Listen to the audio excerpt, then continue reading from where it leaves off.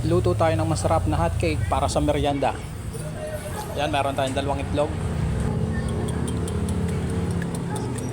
Scramble lang natin. Lagyan natin ng konting asin. 2 tablespoon of oil or pwede rin butter. Lagyan rin tayo ng vanilla. Siyempre 2 cups of water. Naluin lang natin ng maayos. Set aside.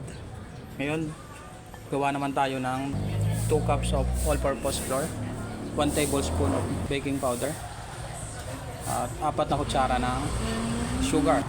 Siyempre, merong gatas yan na magpapasarap. Mimix lang natin ng maayos para magpantay yung kanyang lasa. Ngayon, ihahalo na natin yung ating tinimpla kaninang itlog tsaka ng tubig.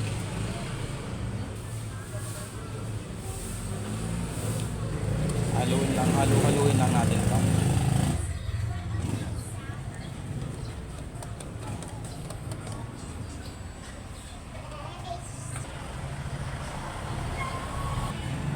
Gamit tayo ng konting food color.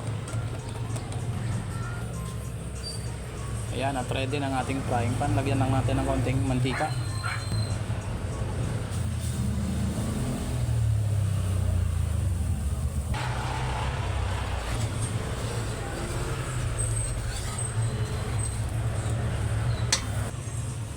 Ayan, at paluto na kagad.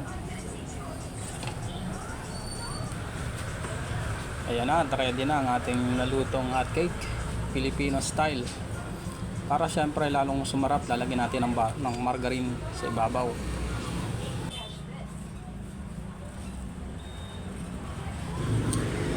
At ng konting asukal para mas malalong sumarap.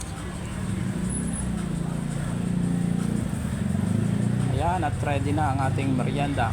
Siguradong busog tayo nito.